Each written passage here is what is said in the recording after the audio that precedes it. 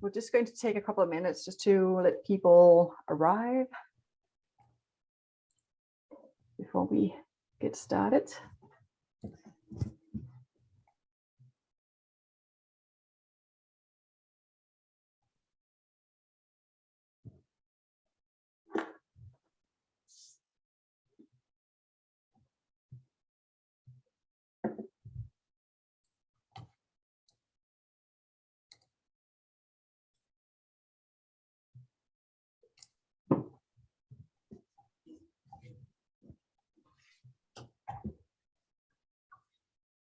So Lyle, where are you joining from today?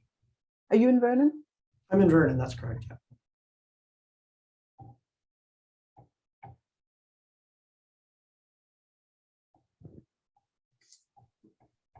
Now about yourself? Revelstoke. Oh, okay. Not far, not far at all. No. I have a little bit of snow today. What about you?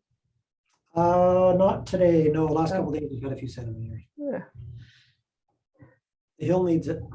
Yeah. No, I'm waiting for a little bit more snow as well, so I can hit the Nordic trails. I think everybody around here, you know, just waiting for a little bit more snow. But yeah, that's the ski hill at least is fully functional and fully open, so that's good news for Revelstokians.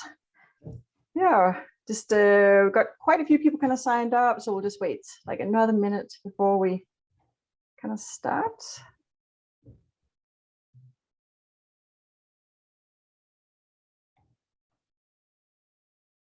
But yeah, no, why don't we just let's get going. Hello everybody, and welcome to our 5th webinar of 2021. Today we're going to hear more about resource roads in BC. So thank you very much for joining us. My name is Louise Peterson. I'm the Executive Director of the Outdoor Recreation Council, and just very briefly, for those of you who are not too familiar with the ORC, I'll just see if I can kind of switch to the next slide. So the ORCBC, so we are a charitable umbrella organization. We're composed of nearly 60 organizational members representing the broad and diverse spectrum of outdoor recreation user groups in BC, including paddlers, snowmobilers, hikers, mountain bikers, equestrians, quad riders, four-wheel drives, recreational anglers, and nature interests. And I'm sure we've got a lot of members here today, and hopefully a lot of people who are not yet members, but maybe after today you'll consider joining us. So just a little bit about sort of what we do. So our mission is that recreation and outdoor places are valued as essential to healthy individuals and vibrant communities, and that every British Columbian has access to meaningful outdoor recreation experiences. And we advocate for access to and promote the responsible use of BC's outdoors for public recreation while building bridges between our diverse membership. And one of the things that we also do is that we provide educational opportunities for our members, but also for the community at large, like we are doing here. Yeah, so actually, I do have a poll that I was going to see, just to kind of find out a little bit about who you are, all of you who are out there. So we've got around 61 people who are arrived so far. So maybe just let us know, you know, who are you? Are you with an organized recreation organization? Are you just interested in recreation and resource roads? Are you with an environmental organization, with a provincial government, local government, an indigenous nation, or something else? I think that would be interesting for everybody to know. It would definitely be interesting for me. So just give that like another moment.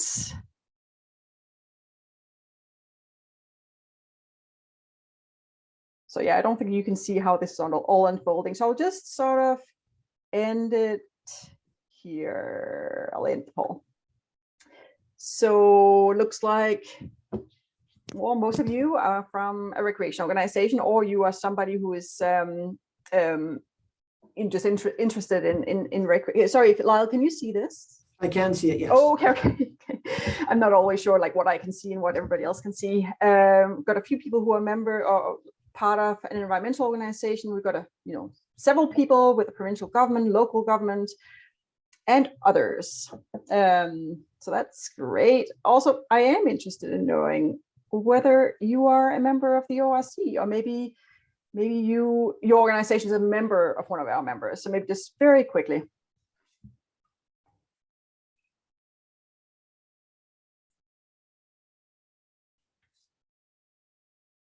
And I was a little cheeky, so I said like, no, not yet.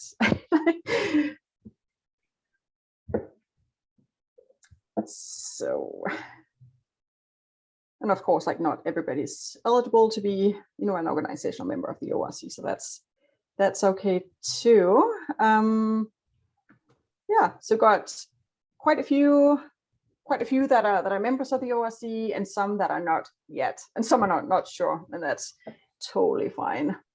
Okay, well, let's get on with this. So we are here to talk about resource roads in BC.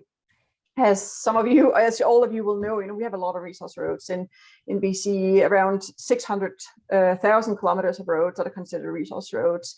And while they were built to develop, protect, and access BC's natural resources, a lot of us rely on these roads to access communities for rural economic development, and they provide vital access to many recreation, to trails and campsites, and they're used by the recreation community as an integral part of BC's trail system. So whenever we kind of get into like deactivating resource roads, we are also very aware that there may be implications for trails and for communities, including a loss of accessibility. So we've invited Lyle to tell us a little bit more. So through this webinar, we're hoping to learn more about public use of resource roads, different types of resource road types, different resource road types, tenuring, maintenance obligations, road user information, and the process that resource roads are closed and deactivated. So I'm just going to do a very brief introduction to Lyle. Unfortunately, Wayne was not able to join us today, so Lyle is here on his own. So Lyle Knight is the manager of legislation and policy. He's with the engineering branch within Rural Opportunities, Tenures, and engineering, the engineering division of FLNRORD. Lyle has been with the ministry since 1991, and he's been with the road program since around 1995. And he's based out of the Vernon office. Yeah, so Lyle, I will stop sharing and I will hand it over to you. Yeah, thank you. All right, so I think the intro pretty much covered off where I am and how long I've been with the ministry. Definitely a long career with the roads program, and so I've got a good understanding of how it works around the province. And provincially, our engineering branch, we've got staff out in Smithers, Prince George, Kamloops, Nanaimo, Nelson, Williams Lake, so spread around the province with 43 both professional and technical engineer types that help the resource districts with their road management. So I'll start sharing the presentation deck here and we can get going.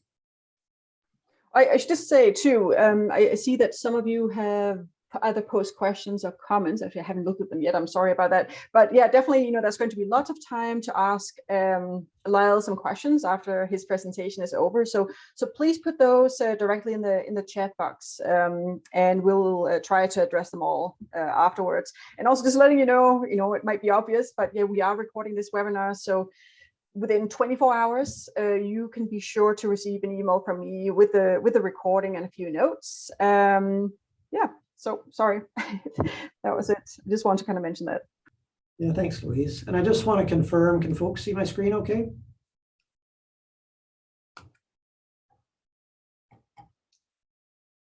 If you could just note in the chat, that'd be good. Oh, David Smith has raised a hand. So David, did you have a question? Or maybe he's just saying that he can see the screen. Okay, good. I think audio is working as well. I'm getting some yeses, so that's great. Thank you.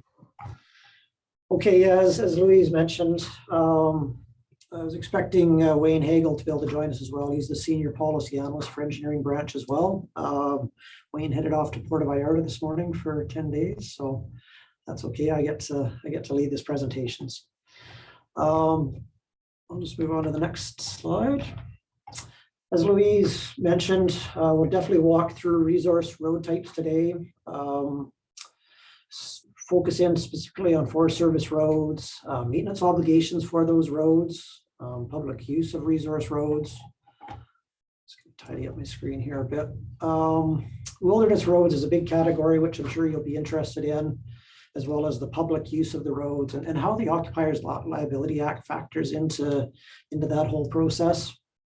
Resource road closures and deactivation certainly is a hot topic for folks that want to get into the backcountry, and non-status roads. It's a interesting issue because we've got so many of them around the province, and people quite often wonder, what any particular road out on the land base, how it's represented through a tenure, or if it's just essentially vacant crown land. And then we'll talk about some road user information at the end. I will stop at the end of each slide. We've got about an hour, so that's great. And if you have any questions along the way, please just raise your hand, and maybe Louise can let me know if somebody's got a question. And I don't mind stopping after each slide too, just while the questions are fresh. All right, so this slide came out of the 2015 Forest Practices Board report on resource roads. And so it's a nice clean sort of graphic in terms of how resource roads are represented across the province. And so Louise, you spoke about the 600,000 kilometer portion in green that represents the dirt roads on the land base. And then above that is the other 200,000 kilometers of other roads, the municipal roads, the highways and rural side roads, as well as the federal park and provincial roads. And so of the 600,000 kilometers, I'll start at about 12 o'clock and we'll work around it clockwise. And so right at the top, and so just understanding that graph represents the 600K, and I don't have the exact numbers for each except for Forest Service roads. So you've got those deactivated haul roads that are out there on the land base. They might have been road permit or road use permit roads. You've got roads on cut blocks, which obviously represents a pretty big component. Those are the ones that are issued through the cutting permit or timber sales license. They're the roads on the blocks and quite often deactivated or even permanently decommissioned at the end of the harvesting operations. Quickly grow back, they're often replanted. The next section is the road permit roads. And so these are the haul roads that industry has that are outside of the Forest Service road category. They receive a separate tenure, so they have their cutting permit, and they also get a road permit. So the road permit gets them to their tenure when they're not using a Forest Service road. So that's the road permit section is a pretty good component. It's my understanding it's probably just over 100,000 kilometers worth of road permit roads out there. The next subsection, so the two darker green sections, the BCTS managed haul roads, as well as the FLNRORD managed Forest Service roads. That whole component there is about 58,000 kilometers. And so those, if BCTS builds a road to get their timber sale license, they have to create a Forest Service road because it's being built by government. And then the others are managed by the district manager. So either permitted out to licensees under road use permit and they take over the maintenance obligations, or else it's held by the district manager essentially in stasis between industrial operations. So I'll stop on that one. Is there any questions on the bar graph?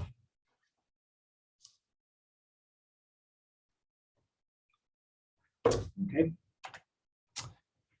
So this is sort of my primary focus. This is where the majority of my branch's efforts are spent.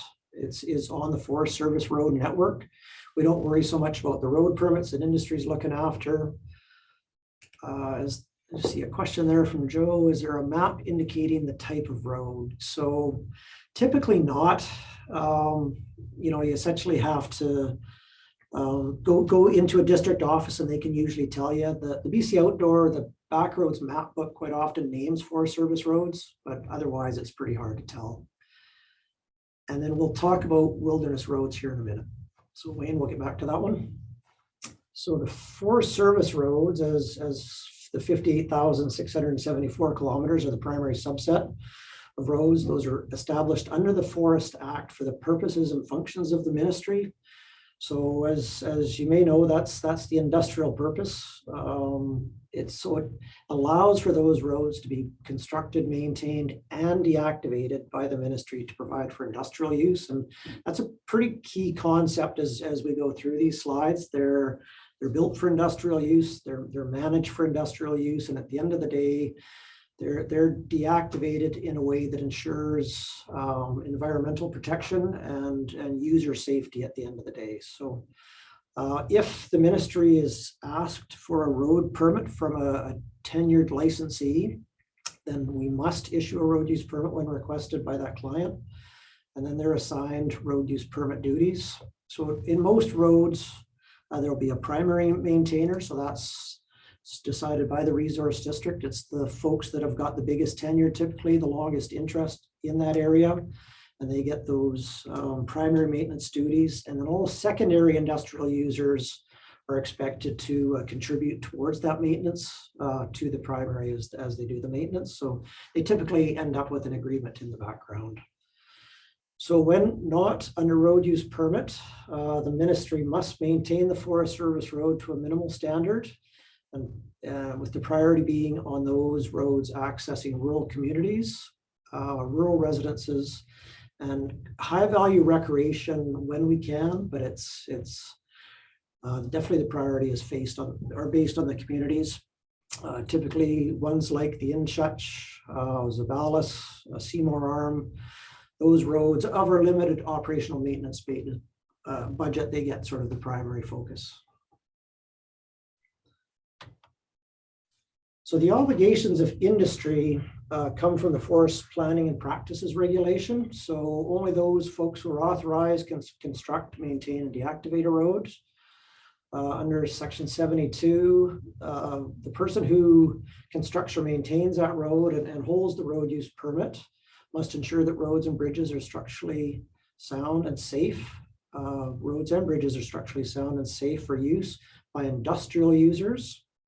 And so that's another sort of important concept. They're not grading those roads for recreationalists. They're not grading them so somebody can get their BMW in and out of Seymour Arm. It's to make sure that those logging trucks, those industrial vehicles can move in and out safely. And so they must maintain that road until deactivated. And so this is where the wilderness road concept comes in.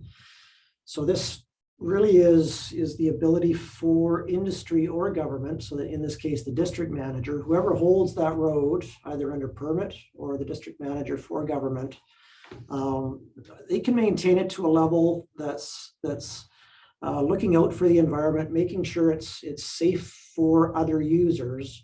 But it doesn't have to be maintained like we often think of highways being maintained. So it doesn't need to be graded. It can be full of potholes. It can be overgrown. But as long as the water is controlled, as long as the various forest resources are protected, that's really all that we need to look out for. Where you cover the criteria for deactivation, is there a notice for deac and is input allowed? Okay, so we can get back to that one. Deactivation is a slide later on. So yeah, an important concept for government, and for industry, where they can hold that road in stasis for a period of time. It remains open. Quite often it seems deactivated because it may have water bars across to manage for water.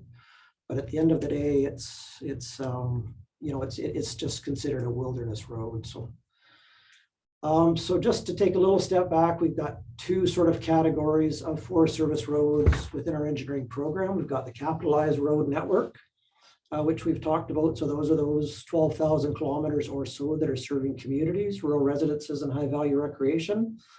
They remain open pretty much all the time. There could be road instabilities or compromised structures, landslides, and washouts, which we've seen lots of lately, that the road will get closed for a period of time. It's still not a deactivated road, but it's closed by government or industry to make sure that it's not presenting a risk to the users. And then the other part of the network is the non-capitalized network. So it's the remaining 46,000 kilometers or so that are either maintained by industry, at the industrial level, under a road use permit, or it's being held in stasis by government or industry to that wilderness level, or 3, it's either deactivated or retired. So right now we've sort of got the level of Forest Service roads, the numbers continue to increase every year, and it becomes harder and harder to get roads off of the books, just because once a road is open, folks have got lots of interest in terms of resources they want to get to. So I'll touch on that in a few slides from now. So the minimum standard of maintenance for wilderness maintenance like I said, it does not guarantee motor vehicle access. It typically excludes surface and structural maintenance unless there will be material and adverse effects on the forest resources. So essentially, it looks after these 2 things after the FPPR 79.6, in that the structural integrity of the road prism and clearing width is protected. So that's, basically ditch to fill to make sure that that structural integrity isn't compromised. There's no cracks in it. There's no washouts. And then part B of that is just that the drainage systems are functional. So making sure that the ditches are clear, the culverts are working properly, both cross stream and stream culverts. Make sure that the bridges are solid.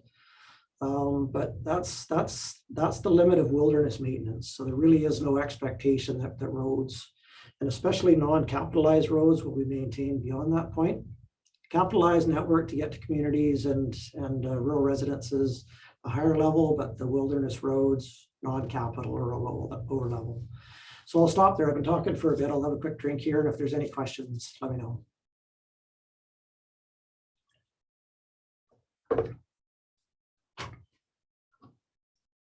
Okay, I'll move on to the next slide. So the public use of resource roads. So as you can know and expect, we don't have the ability to maintain all roads to the backcountry when industry is not active, and roads don't have a licensee with maintenance obligations. So it's interesting, having been around the program for 30 years, I've seen it go through the peaks and valleys of industrial activity. And back in the day when industry was quite a bit more active, there was certainly it seemed like all of the roads were maintained to a lot higher level. But as there is less industrial activity going on, and they're a bit more strategic in terms of when and where they're in and out of different areas, it does feel like the roads are at a lower level than they have been in the past. And you put on top of it the wilderness level of maintenance, and that they're being held in this stasis that you have to just drive it commensurate with conditions, but certainly no expectations of maintenance. And so Bill has asked, does ability mean funding? Yeah, I think that's probably the primary piece of it. We do have a limited budget. The capital budget, we talked about capital roads before, sits at about 13 million. And that's for managing the primary infrastructure, the bridges, the retaining walls. When we have to do large fixes on roads over $100,000, that's what that 13 million is spent on. And we have about the same amount for maintenance between the 23 districts, which gets eroded pretty quick when we look at our funding for amortization, as well as just trying to maintain these roads to both residences and communities. So key is if a road on Crown land is open, it can be used by the public. That's a pretty key expectation, I think, of most folks that use our backcountry. If there's a gate on the road somewhere, it's most often the case that it's most likely private property, as we often see on the island so often. And so this is kind of what I wanted to touch on, this nature of Forest Service roads, because they access these remote areas and popular recreational routes. They're quickly identifying as being beneficial to communities, for places like Revelstoke, where folks want to come and get out in the backcountry, get out to Frisbee Ridge or Keystone. There's just so many resources up there that are popular and supporting small communities, let alone small industries like mining, exploration, ranching, and trapping. And it becomes really hard once a road is in place to get them off the books. And I gave a presentation like this to the UBCM a few years ago, and after the presentation, there was a lineup of mayors that wanted to talk about this issue, and half of them wanted all the roads closed, and the other half of them wanted them all open. And it, just all depended sort of where they were from in the province. And it's a hot button topic, and everybody's got an opinion on it. It's not an easy one to sort of find the middle ground. But even in the Okanagan Shuswap, I was the engineering officer here for 5 years, and had a program where I tried to slowly get roads off the books, because we've got 6,000 kilometers of Forest Service roads just in this district. It's the most heavily roaded district in the province. And, I had this program, I called it 50-50-50. So the first year I had planned for 50 kilometers. I'd like to do the prescriptions. The next year I would try and get the contracts out, and then, eventually do the activation works. And the first year that I tried to deactivate any roads, my phone was just ringing off the hook from MPs and MLAs and local politicians that just wanted these roads put back into their original state, because folks had lost access to some of their primary resources. And we'd done our consultation, but as soon as the road is gone, folks quickly come out of the woodwork, and you hear about it in spades. Okay, so this is a sort of a key aspect, the Occupiers Liability Act. And so this was a big, our previous mines minister, Bill Bennett, he was a big advocate for this Occupiers Liability Act, in that he wanted us to keep as many roads open as we could for, at the time he was representing the hard rock miners, the exploratory miners, that they could get out in the backcountry and work their tenures. Ranchers are sort of in the same place, woodlot owners, anybody who doesn't necessarily have the capacity to maintain roads, they still want all of these roads open for resource development. And so what it does is basically says anybody who enters onto a premises, and the various tenures or crown lands of any kind, is deemed to have willingly assumed all of the risks that the occupiers of those premises is subject to, only to do the duty of care that's set out for those occupiers. So basically it's saying if you're going to venture on a crown land, you're taking up some of your own liability to do it. You own the risks on it. You have to drive commensurate with the road conditions. You're going to make sure you're well prepared and all those sorts of things. But within Section 3, the duty that falls to the permit holder, either the road use permit holder, road permit holder, or to government, is that A, we're not going to create a danger with intent to do harm. And so, we're not going to go out and decide to repair a culvert on a Friday afternoon, and you pull the old culvert out of the ground, and then it's 4 o'clock and everybody heads into town for dinner. You can't leave it wide open without putting up some blockages in front of it. And then the acting with reckless disregard to the safety of the person. So this is where, if we hear about a washout, we've got a duty to go out and actually close it off, or actually make the repairs necessary to make it safe again. So as long as we're not doing harm and are acting with this reckless disregard, then it really falls to the user of the road to own the rest of it. So in terms of resource road closures, the district manager may allow for the continued motor vehicle use of a wilderness road when all of these conditions are met. So the access can be accommodated at a minimal cost, so that the costs are lower than actually deactivating the road. So we'll keep it open if it's got wash bars, if it's brushed in, if it's got water bars and a washboard, we'll continue to leave it open. But as soon as it's got that blown out culvert on it, as soon as the integrity of the road surface, if there's fractures in it, tension cracks, we'll take efforts to either go out and fix it or close it And if the cost is higher than we have the ability to at the time, we'll likely close it until further notice. The motor vehicle use of the road won't adversely affect the forest resources, property, or other non-forest resource values. So quite often roads get muddy in the spring and get closed down just because the water is not being controlled, or the runoff from the mud is affecting other resources.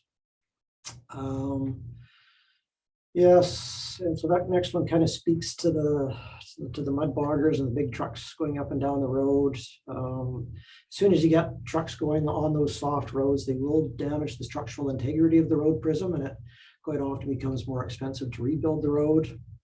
And that public health or safety is an acceptable level. So as soon as it's deemed unsafe, then roads will quite often be closed.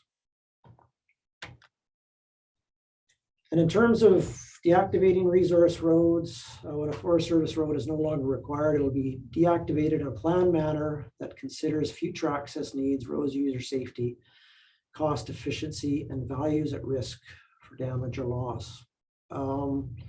So again, it's never an easy exercise to get roads deactivated. Most forest plans, they talk about their long-term deactivation plans, and they'll be available through the district offices. So you can see when roads are slated to be deactivated.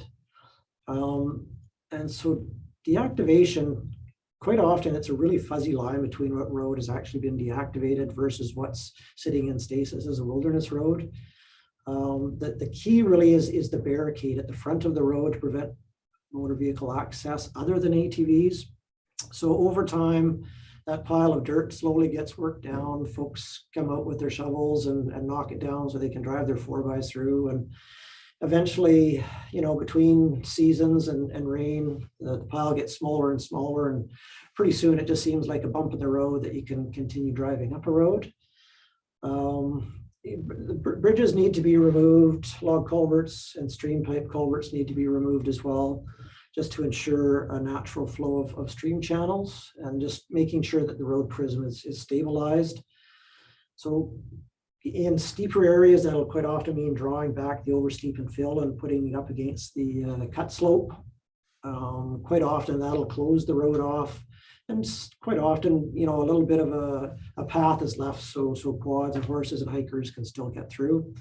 Place like a pine flat where, there might have been that bump in the road at the start of it, and there might have been some water bars put in, but, essentially it feels like the same road with a few rough patches in it.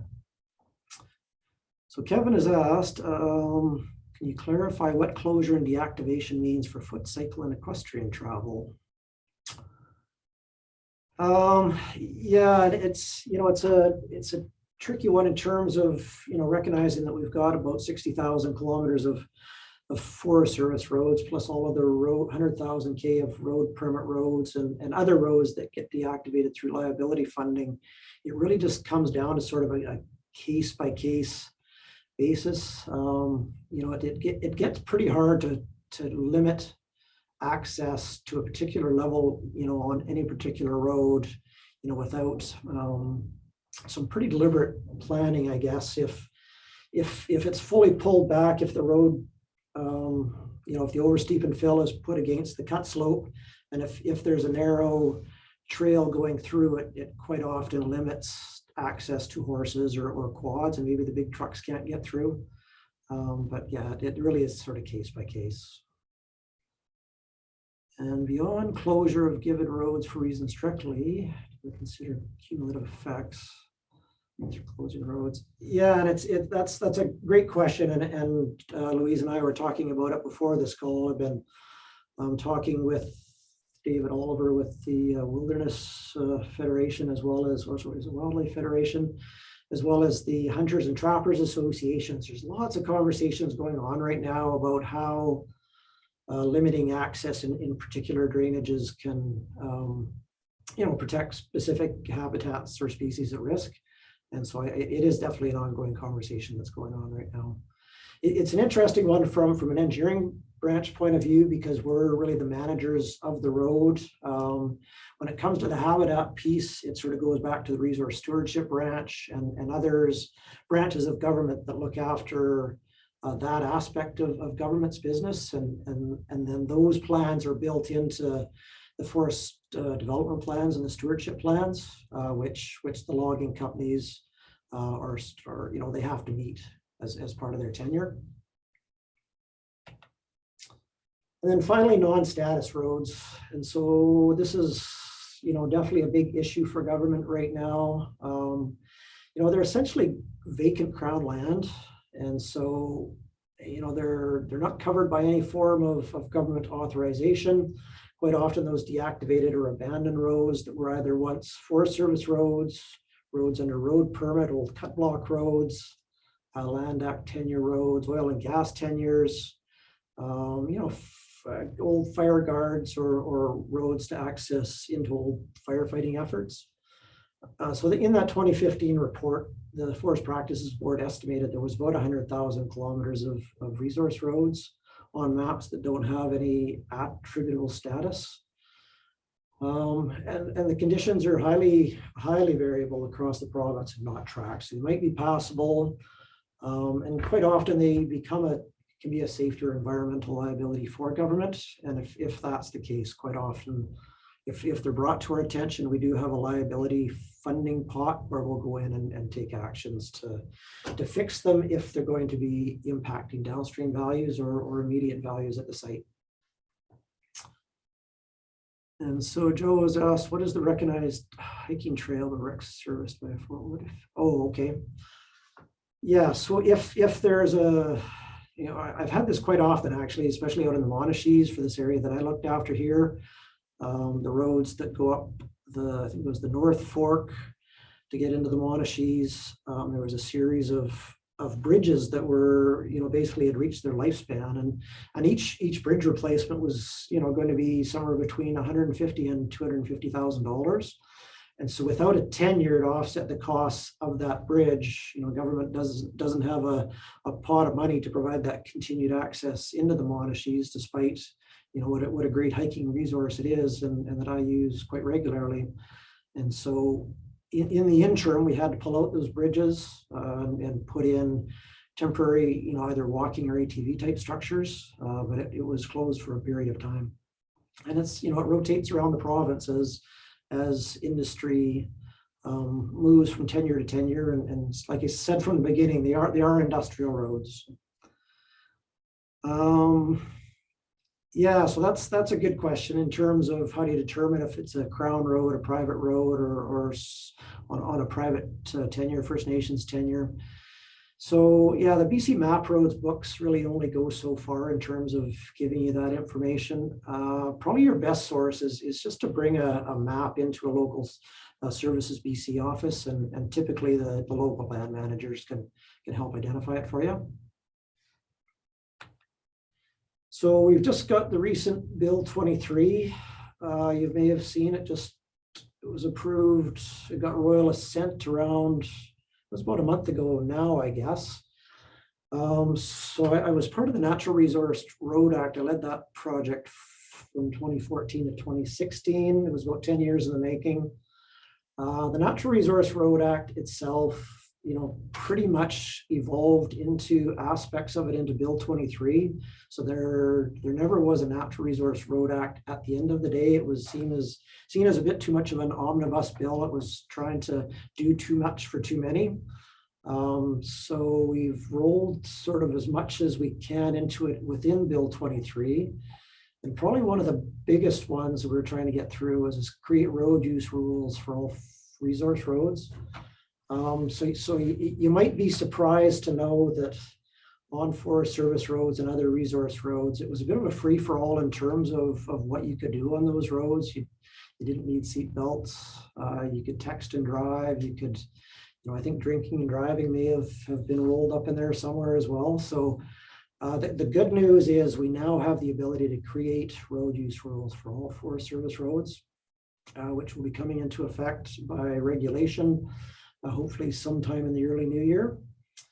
Starting from the top, the minister can now require payment from industrial users of prescribed Forest Service roads, to make sure maintenance is occurring. Interestingly enough, we could never cancel a road permit before. So even if you had someone with a tenure holder that was not a very good, not a very good person, or not doing the right thing in the bush, we could never cancel the road permit. So it made it really hard to manage those sorts of tenures. And we can order road deactivation now, which is good. We can have a date assigned to it when the road must be deactivated. There's an authority required for significant works, so around replacement of bridges and major culverts, construction works within the prison or connecting to a Forest Service road. So this basically says that they will need specific authority to do those sorts of works.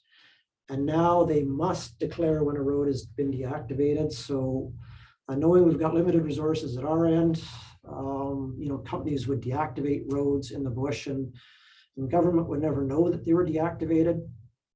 Now, if it's reported in as deactivated, we can make sure that we've got a database that accurately reflects which ones have been deactivated, and kind of points back to the 2015 Forest Practices Board report. Hopefully it'll provide better data down the road. Just a few items, road user information. I think most folks get pretty handy with Google now and YouTube. So there's a few resources available out there to find more information if you need to. And that was kind of my last slide in the deck. So Bill has asked, what's our relationship to BC Parks regarding access to backcountry trailheads? Yeah, so interestingly, any BC Parks infrastructure, they're seen as high value recreation. And so if we have the resources available, definitely we'll do what we can to make sure those roads are made accessible. Interestingly enough, I just worked with John Truitt and their director over there or their executive director to come up with a memorandum of understanding between BC Parks and the local resource districts. So basically outlining a protocol where the local district engineering officers will work with local park staff and try and identify on an annual basis what their primary access needs are. And so when the district engineering officers are building their annual service plans, that they can try and factor in as much recreational access as we can. They submit their budgets up to our office, and then they all get rolled up as an overall service plan for the engineering program. So yeah, I would say we've got quite a good relationship with BC Parks. But the other one we're trying to resolve right now is if we've got a right of way through a park and a new bridge needs to go in and the road width needs to be widened and it starts infringing on the boundaries of the park, rather than having to go up through an order of council that gets approved by cabinet to try and install that new bridge, to meet the new requirements for climate change, if we can find other ways to massage it without it being too cumbersome. So yeah, lots of work going on in that front.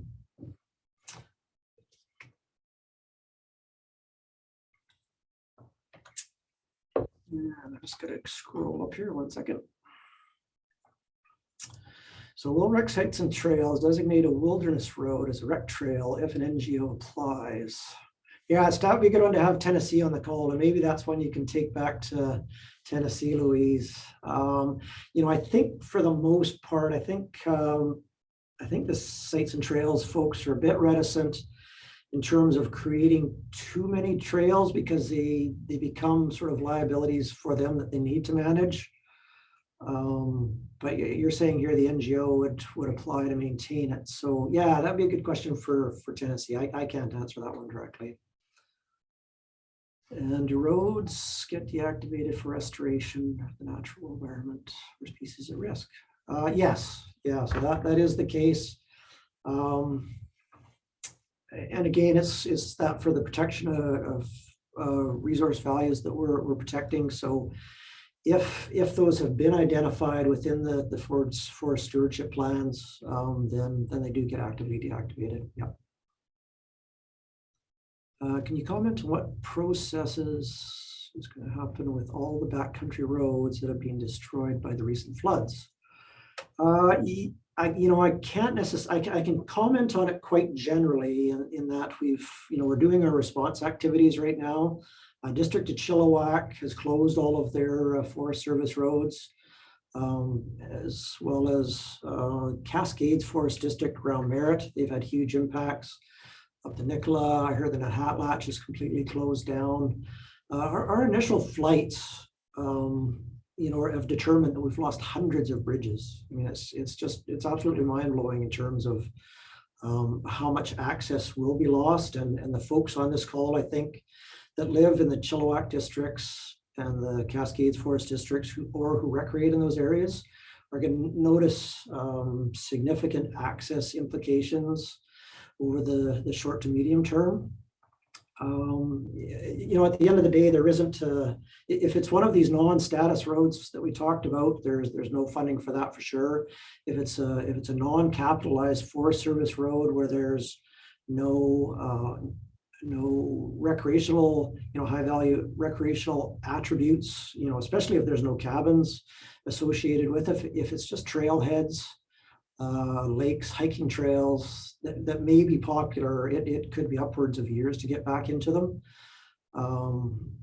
And I'm just trying to think the process we're going through right now. It's, until industry is active in those areas again to offset the costs through their stumpage to rebuild roads. I think the expectation will a lot of those roads may be closed for a long time. So we've been informed. Okay, how can you draw attention to the roads in your area that needs work? So yeah, talk to your local district managers, go into the local resource district office. They can, if they're not already aware of specific road works that need to be done, then they can, at least tell you what their plans are coming up in the future. The ministry is no longer putting financial resources into maintaining rec roads, scrabbling surfaces, and snow removal. Yes, that's essentially correct in that roads that are capitalized, those going to communities and high value, communities, rural residences, and some high value recreation. They will see some funding. But in terms of the balance, the other 46,000 kilometers of Forest Service roads, they do fit into that wilderness road category and are essentially being held in stasis until industry resumes. If my math is correct, 600,000 K resource roads, to me, 6,000 square kilometers. Yes. Not growing shrubs and forbs. Yep. How might relate to BC's carbon economy? Yeah, that's a great question, actually. And I've been working with the Forest Carbon Initiative folks on deactivation, and it's that ongoing conversation about access versus that restoration piece that you're talking about.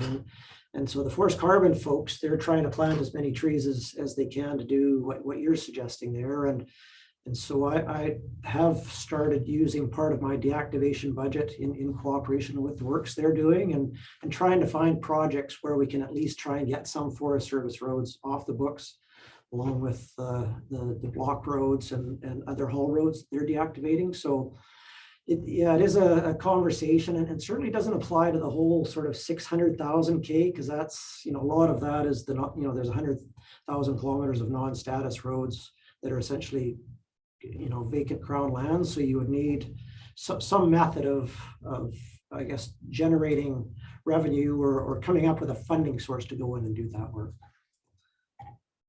RSTBC is Rec Sites and Trails BC. Seldom talking to BCDS, doing a pilot projects on resource roads, deactivating them back to the natural contours. Yeah, so that is that's a full rehabilitation, I guess, of roads, and we do that sometimes. It's not done that often, and usually is something that's prescribed as part of the forest stewardship plans. It is a higher level of deactivation, where you essentially establish the recontour, you get the coarse woody debris placed on the roads. It limits access. You can't get into those areas anymore. Typically, not even on horseback. You can hike across it if there's something really valuable at the end of it. But yeah, it's a good way to go. It certainly is good in that you can replant that, and it's quite effectively comes back as reforested. Can rec users request permit to put in footbridges on deactivated roads? So again, yeah, that would be through, typically through the district manager again. Most have rec sites and trails staff in their offices that can speak to it. Of course, the footbridges, would have to be designed to some sort of standard and be safe if it was going to be permitted in that way, which quite often comes with some engineering type costs and installation costs. But they'll always entertain those conversations. And a bridge is removed, will the ministry make any effort to provide reasonable crossings or fords for ATVs where appropriate? Yeah, you know what, I think if we're aware of the issues, I talked about that one in the Monashees where it popped out probably 3 bridges, and we did put in fords for ATVs that could get through when outside of Frechette. Quite often it's not possible because you've got bigger streams, or you've got canyons or gorges that have to be navigated. But where possible, it's always good to have the conversation to see if someone can help out in that way. Yeah. Who is eligible to apply for a permit to do maintenance works on a wilderness road? So another great question. So we quite often have this conversation with recreational groups who want to be the stewards of a petition or a particular area and go through and clean out the culverts and make sure the water is flowing appropriately. Unfortunately, most land managers, they're a bit resistant to enter into formal agreements with recreational groups, in that they're quite often a bit, they're not around long enough, and they don't have the either the financial capacity to hold the liability, because you would need some sort of liability insurance. So there's sort of a minimal cost associated with that. And quite often groups will last 2 or 3 years, and then they kind of, if the road's not deactivated and the group goes away, then the district manager is kind of left holding the responsibility. So industry could have deactivated it on the way out. It's been turned over to a particular recreational group who say they were going to maintain it.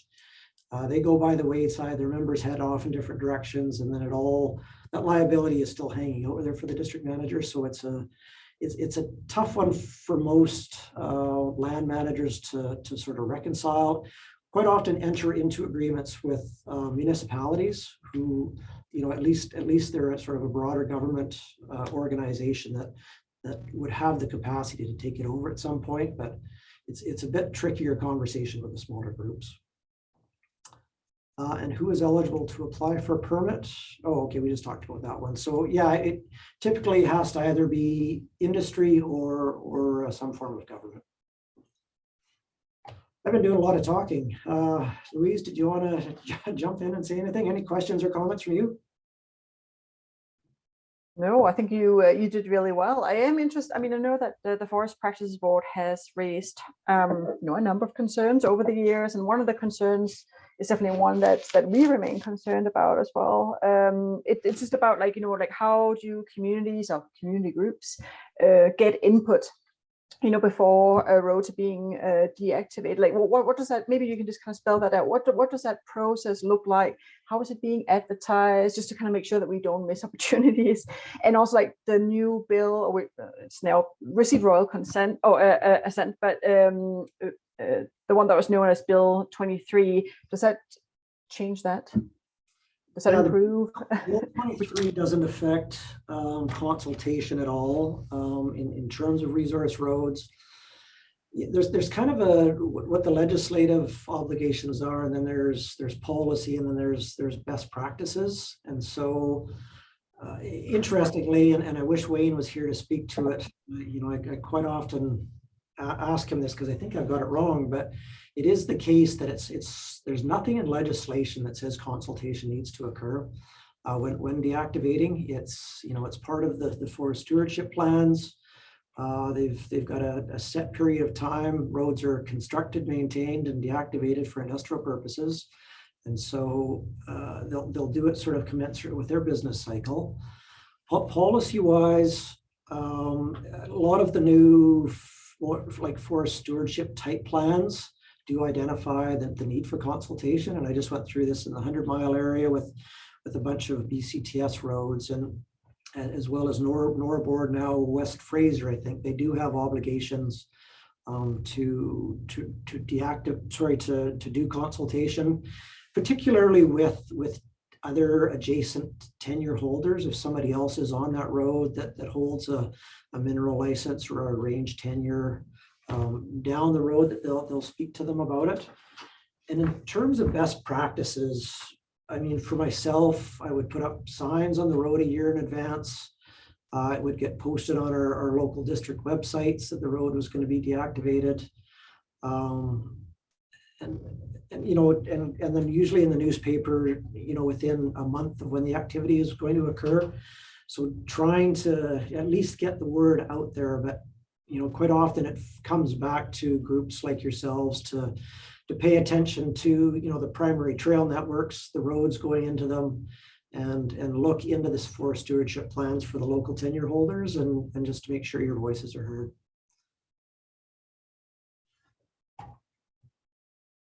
Let's have a look here. Any thought given to maintaining a designation of network forest fire alternate escape routes when traditional highways are cut off? North Fork Valley evacuation becomes unavailable to Grand Forks. Yeah, it's an ongoing conversation too, and certainly communities around the province are seeking for those egress routes. Last year, some of your members may or may not know that a secondary route was built out of the Kluskus Reserve out near Nazco. We've put a 45-meter bridge across the Blackwater River, and they can now get out to Vanderhoof.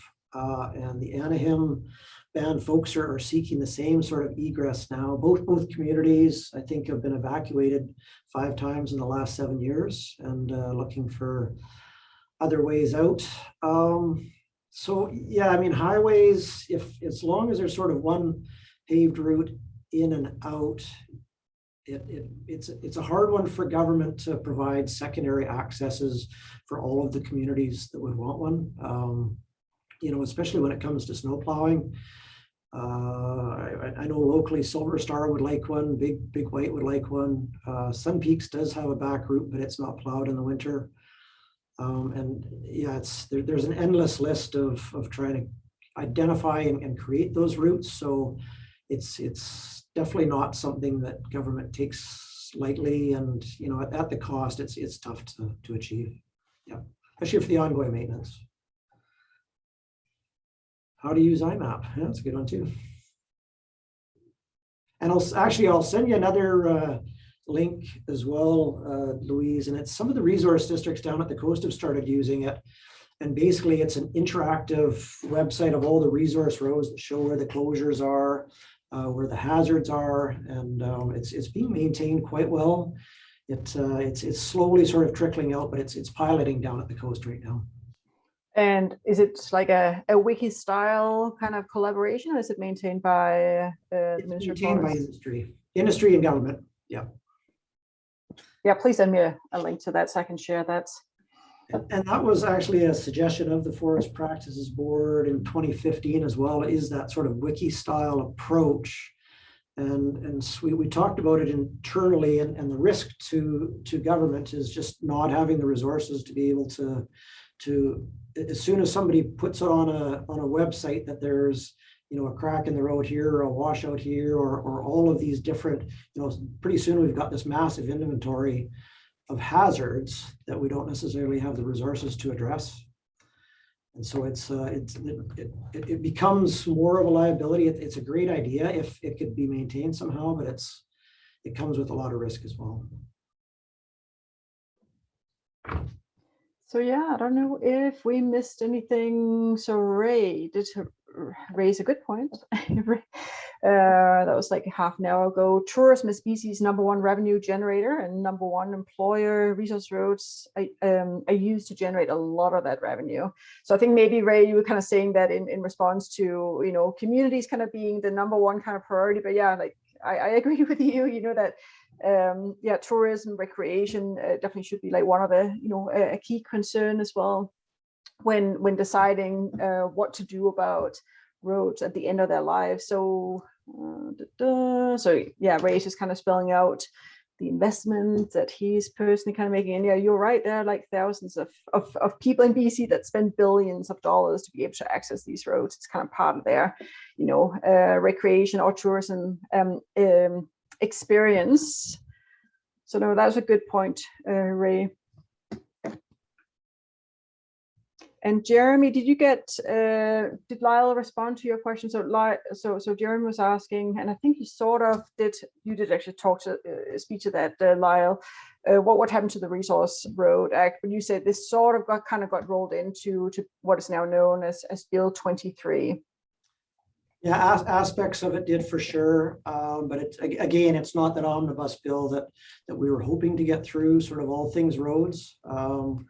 But you know, we managed to get what we could into the Bill 23, and particularly, I think probably one of the most valuable things is the road safety rules.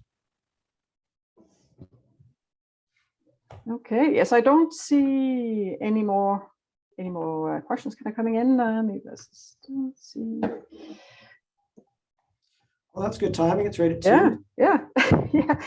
Okay, well then with that, I want to thank you, Lyle. Thank you so much for spending, you know, an hour plus of your time to come here today, and of course, like all the preparation that you did to make your presentation. So thank you very much. So as I said before, too, you know, we are recording this webinar. We'll make sure that we send the recording and some notes, including you know, Lyle's slides and a link that he'll send me. So I'll make sure that you all receive that as well. And when I send that out, feel free, all of you, to like respond to me with other topics that you want to hear about. I mean, Wayne said that he'd like to know a little bit more about IMAP, and yeah. So if anybody else has got something that they really think that we should consider doing a webinar on, let us know. Gary, 5 questions. Let's see, there's one here that we didn't respond to. How does Rick say?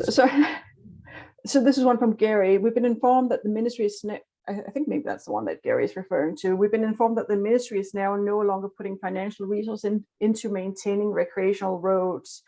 In other words, gravel surfacing or snow removal. Maybe we'll just let that be the last question. So Lyle. Yeah, no, and I sort of spoke to it, you know, unless it's a capitalized road network with communities or rural residences, the non-capitalized road network doesn't get funded in the same way. There's about 46,000 kilometers of roads, and certainly don't have the ability to grade, brush, surface, and snowplow any of those roads. And so those are the ones that get held in the wilderness status. And you know, you can still drive them, but it's got to be commensurate with use. They may feel like they're deactivated. They might be full of water bars, potholes. They might be overgrown, but they're being held in stasis for that period of time until industry is active again and can resume access.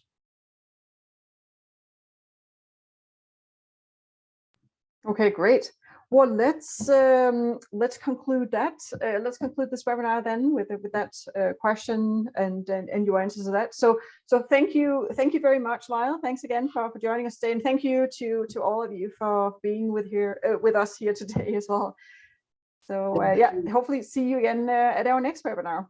Okay, bye, Lyle. Bye.